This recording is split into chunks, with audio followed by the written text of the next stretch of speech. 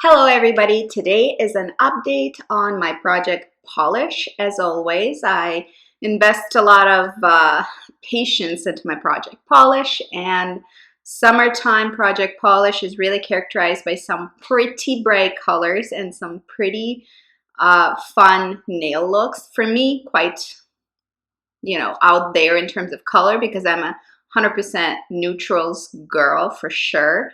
And bright colors is something that I only pull out in the summer. So 'tis the season for the brights. And this is exactly what's going on.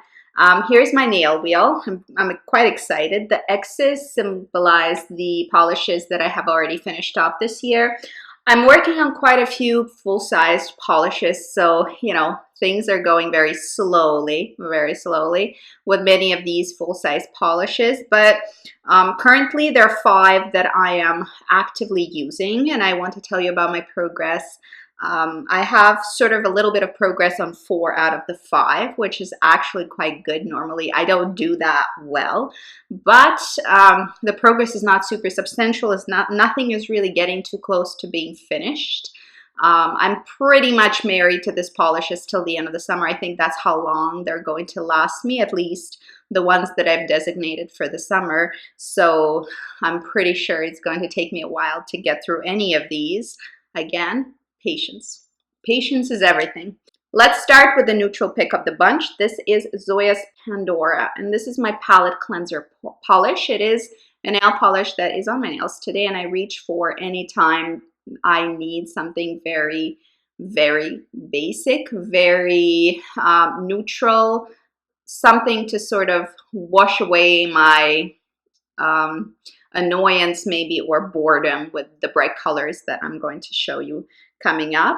I would say it's probably around halfway done because the bottle is a little wider up top, maybe close to being halfway done. This is the polish that is so neutral that it's seasonless, and I can really wear it whenever in the year and all the way throughout the year. So I'm not in any kind of a rush to finish it off, but I have been reaching for it here and there. It is not something that I wear on very consistent basis at the moment, but it is something that I pull for every once in a while just to sort of clear my head and clear my palette from the brights that I've been reaching for the most. So I really recommend, if you're doing a project polish, this is the kind of neutral you should probably have at least one of those. This is the color. You can see it also on my nails. It is basically mannequin nails. Surprisingly, because we've been paddleboarding recently and it's very exciting, I've had a little bit of color. Believe it or not, this is about how much color I maximum get throughout the summer. And this is the most tan that I have felt in years and years. And I mean, I'm still extremely fair, so yes, it's not impressive to you, but it's impressive for me.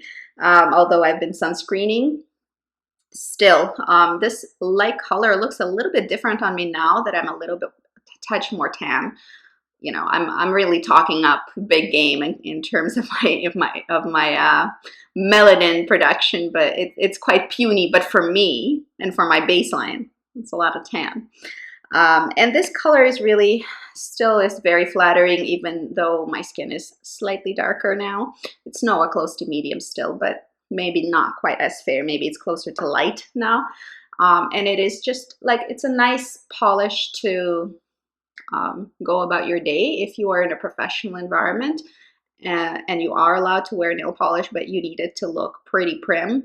This is probably a good kind of a color, and you just customize it to your own skin tone. So pick up something that is either a little bit darker or a little bit lighter than your skin tone, but within your personal undertone. So make sure if you're cool toned, then you're going for a cool toned color. If you're warm toned, you're going for a warm tone color. If you're neutral, you can probably lean either way a little bit, but you can also go for a neutral color. That will be most flattering against your skin tone, just basic color theory. You can also, of course, wear brights that will pop against your skin tone, but they tend to look a little less flattering, but very, very poppy and bright. So that is not an option for you if you are in an office environment where a dress code doesn't really permit you to wear really fancy polishes. You want something basic, and this is something basic that I have in my rotation, and I always have that type of a color. Next, let's talk about brights. I have two brights, and that's a lot for me to be using simultaneously. I have a bright pink, which I've loved this color for a while. This is Madison Ave Hue from SC. This is not a new color or anything like that. None of the stuff I own is really all that new. But this is a really, really wonderful bright pink with a bit of an orchid tinge. It has the most fine silver shimmer that is very sparse, but still slightly apparent on the nail. It's a very beautiful polish, and again, I had some progress recently, and I'm really happy about it, but this is the polish that I really plan to finish towards the end of the summer.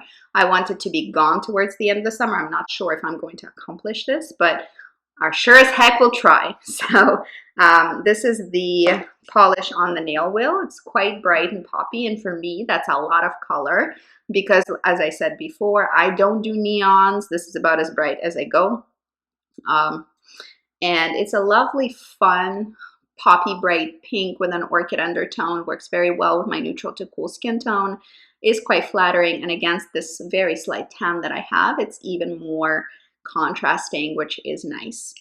Then we have sort of a neutral to warm toned, bright, searing bright red.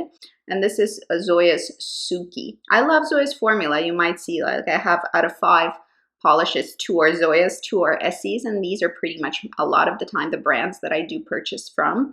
This very, very bright red is slightly more used up than it was last time. Again, a few manicures worth. I mostly wear it on my toes and sometimes on my fingernails, usually when I trim them pretty short. I hate red nails, or like red long nails. I don't like the look of that. It gives me a little ugh, yuck sort of feelings, but I love short nails that are red.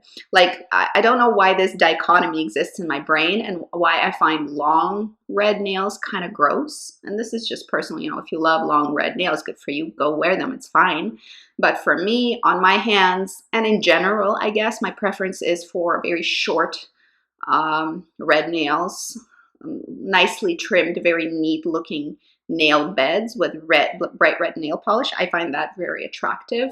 And I'm not sure why I find that very attractive, but I find like the very long nails, especially if they're acrylic in bright red color, just not my thing. I don't like it. I don't like the way it looks. Again, if you wear that, then go ahead and do so. We all have our preferences.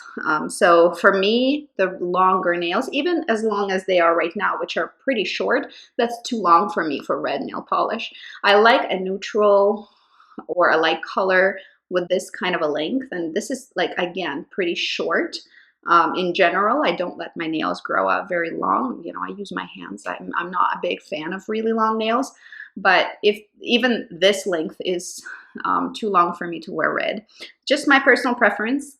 Let me know down below if you have a thing about any kind of color. Like, do you like a color on certain length of nails? And if so, like, do you have the same duality about color as I do, for example, for reds or for vampy dark nails? I don't love them to be like really long and manicured. Dark colors and red colors, I feel I don't like on long nails, but I really like on short nails. Let me know down below if you have similar preferences or different preferences. I'm curious because, you know, there's no reason for the same color to look differently on different nail lengths, but for me, like, I just have that in my brain. I don't know, it's there. Then we have this sort of aubergine color, eggplant purpley color that I mixed up myself.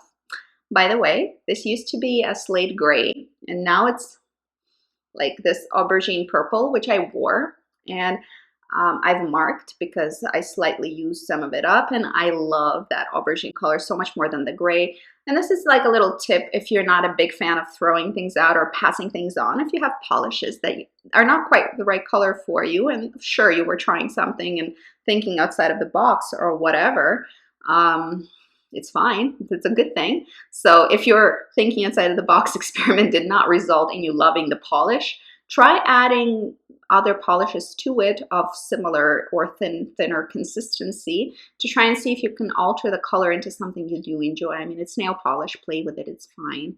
I've done that with several polishes throughout the years. I don't do that all the time, but I do it some of the time, and usually it turns into something that I quite like because I have a pretty good idea of what kind of color I would get by mixing certain colors together. So gray and red gave me this really lovely eggplant purple, which I actually enjoy. And on my nails, again, on short nails, just when they're freshly trimmed and groomed, that's when I enjoy this the best.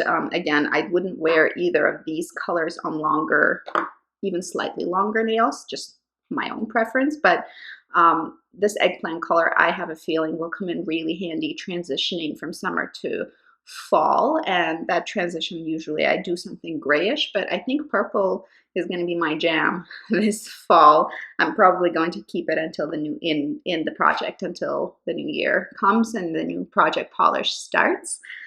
I have to say, this time around it's going pretty slowly. I finished only 5 polishes so far, and only 2 of them were full-sized polishes. So yeah, I'm a little slowed down by this whole thing. Project polish is not moving as quickly as it was last year, that's for sure. But I'm trying to be okay with it. I'm trying to come to terms with the fact that yes, if you put a ton of minis in, like I did last year, for instance, or the year before, then surely you're going to get through more minis than you would full bottles. And right now I have 5 full bottles, no minis at all. So I've changed my way about the project polish a little bit. The last polish that I have has no progress on it, and it's my topper. I just haven't been reaching for it because I mostly wear one of these guys at any given time. I just don't feel like I want to top up brights with glitters. That's just overload for me. I will top up either dark colors or neutrals with glitter because I feel like that's just a little bit of an oomph. But if it's a bright color already, I'm not so tempted to top it up. And this is Luxe Effects Shine of the Times from Essie. It's a beautiful iridescent flaky glitter. I love it, but right now it's just not doable for me right now. I just can't top the brights with it. Here it is over a red color. It's really, really pretty. And I guess I should show you also this aubergine sort of dusky dark purple. It's right here. That's the one I mixed up myself. Initial polish was Asphalt Gray by Yves Saint Laurent. And then I added a little bit of the Zoya polish into it. And so then it became this lovely neutral to cool aubergine. So let me know what your summer trends are for your nails. What kind of colors are you pulling for? What have you been reaching for in terms of your nail polish? And if you're doing project polish, are you as stumped as I am about the polishes that are in your project polish? This feels like it will never end. I honestly think having 5 full-size polishes is big commitment, and I'm going for it, but no end in sight quite yet. So that's it for today. I hope it was fun for you to watch my little update on my project polish. See you guys later. Have a wonderful day and good luck. Bye-bye.